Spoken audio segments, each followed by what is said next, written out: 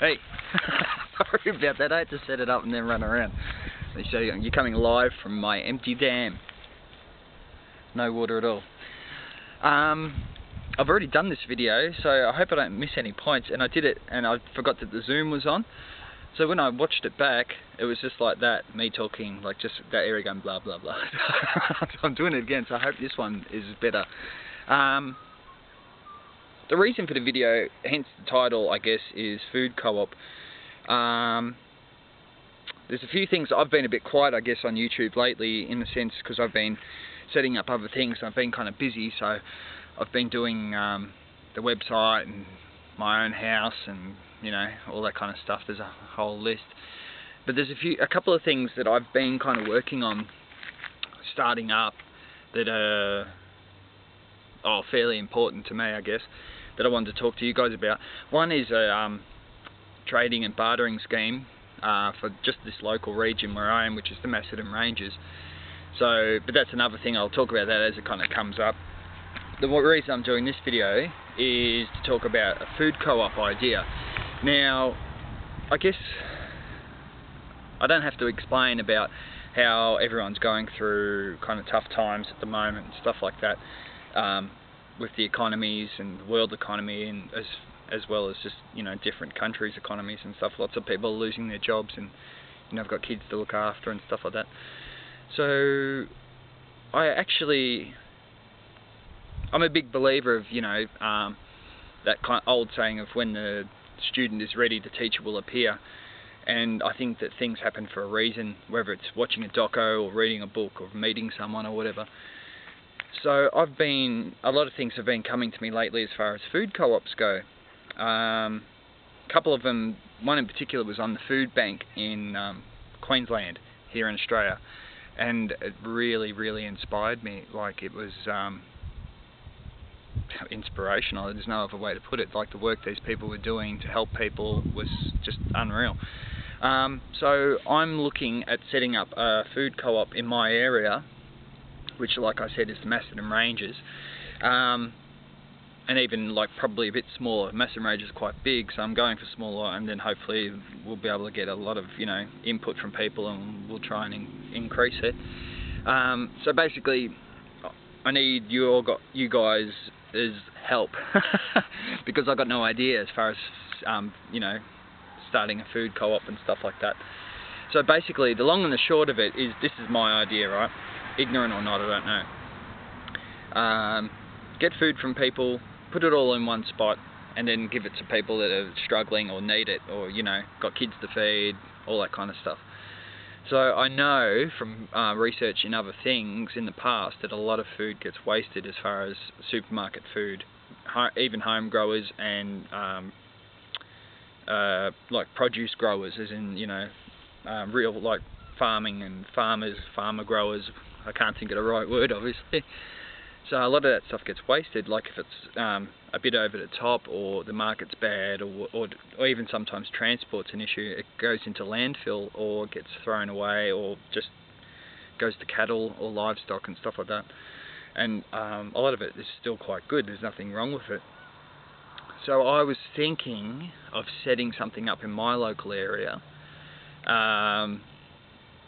of people I'm going to start writing to and approaching supermarkets, growers, and even home growers, and try and get a feeling of what I can actually get initially, and then hopefully set something up in one of the local halls up here, say once a month initially.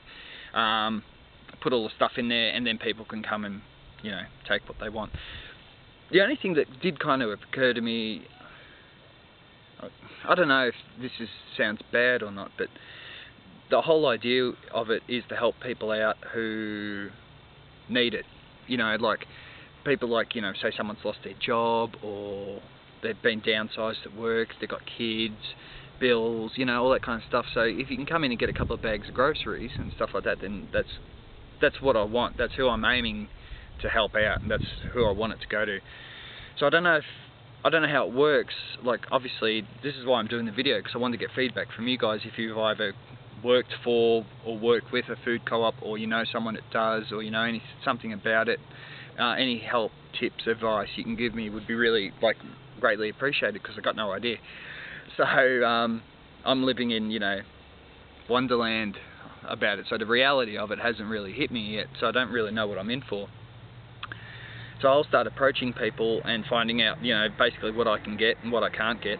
I'm aiming for non-perishable kind of things as such, like no meats or anything, dairy or stuff like that, but basically just, you know, fruit, veg, eggs, bread, nuts, you know, all that kind of stuff that we can keep and not have to worry so much about refrigeration with a lot of it, and then we can all, you know, put it in a hall or whatever. I'm talking to one of the local halls here to try and, you know, rent it out once a week or once a month for a day for the co-op.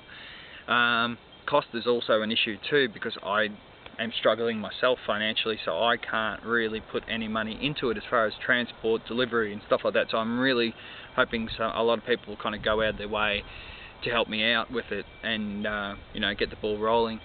So yeah, I kind of wanted to go to those people. I'm happy to feed anyone that wants it, but I'm really I don't want it to be, I don't know if this sounds bad, I don't really want it to be like just, you know, someone that's doing really well and, you know, got cash and they're driving their Audi and stuff to just come in and fill up their boot and go.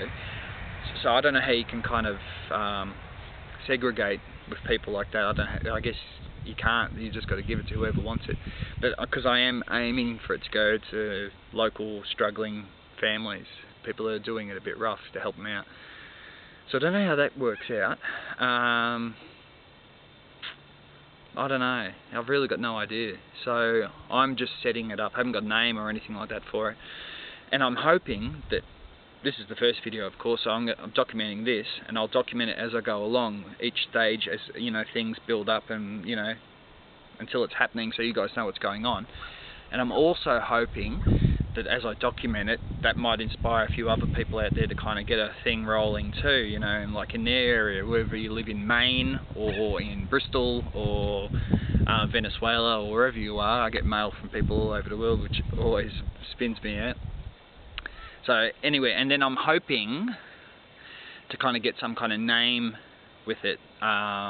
Nothing to do with the produce garden or anything like that. I don't want it to be like business related, but I would like some kind of name. So I know I'm getting way ahead of myself. I haven't even done anything yet, but I'm hoping that, you know, I get the ball rolling, get a couple more going in my area, and then maybe a couple more here and there, and people set it up, and we can maybe get some name and then associate the name with it and stuff like that.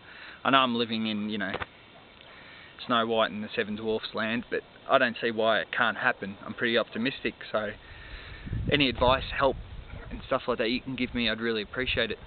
Cool. Alright. You're resting on a tree stump there, so I thought it was going to fall. Alright, thanks guys. Hopefully, if you have any advice or anything, you can email me here at YouTube, or put it in the comments, or you can email me at theproducegarden@yahoo.com.au. Cool. Hope yous are well. See ya.